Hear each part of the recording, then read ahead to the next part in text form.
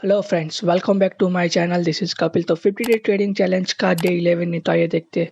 First trade में हमने call by किया था जिसका एसएल हिट हो चुका है, और सेकंड ट्रेड में हमने एक पुट बाई किया उसका भी एसएल हिट हो चुका है। तो थर्ड ट्रेड में हमने फिर से उसी पुट को बाई किया जिसका बाइंग प्राइस 100 के आसपास, जिसका एसएल कुछ 85 के आसपास, तो ऑलमोस्ट 160 चल रहा है। तो हमें 1:4 का प्रॉफिट मिल चुका है।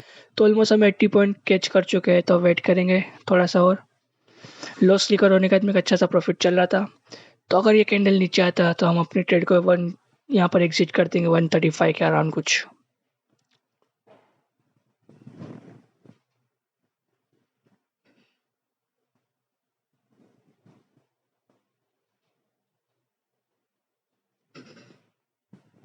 तो ऑलमोस्ट हमारा ऐसा लीड होने वाला है। तो हमारा ऐसा लीड हो चुका है।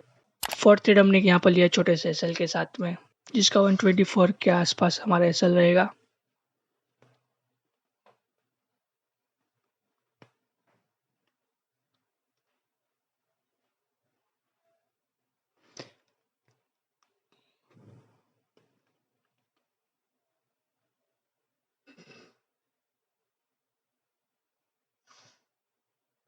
तो ऑलमोस्ट यहाँ पे हमारा ऐसा लीड हो चुका है।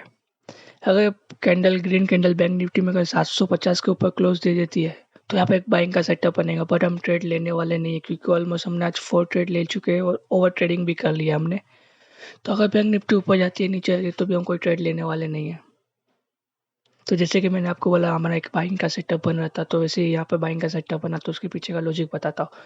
यहाँ पर एक सपोर्ट था, सपोर्ट के बाद में मार्केट ने एक रेंज को ब्रेक किया और एक हायर का फॉर्म किया, तो वहाँ पर हमारा एक सेटअप बना था। ऑलमोस्ट 1:2 या 3 का प्रॉफिट मिल जाता, बट हमने ट्रेड नहीं लिया क्योंकि हमने 4 ट्रेड ऑलमोस्ट ले चुके हैं और ट्रेडिंग भी हमारी हो चुकी है। तो आज का हमारा प्रॉफिट एंड लॉस यही है, कुछ 17 का हमने लॉस बुक किया। अगर मार्केट यहाँ से थोड़ा सा होल्ड करके ऊपर जाती तो यहाँ आज का हाई क्रॉस कर सकती है। तो आई होप दोस्तों आपने इस वीडियो से कुछ सीखा, तो वीडियो को लाइक करें, चैनल को सब्सक्राइब करें, जुड़े रहे हमारे साथ में। मिलते हैं डे 12 में। Thank you.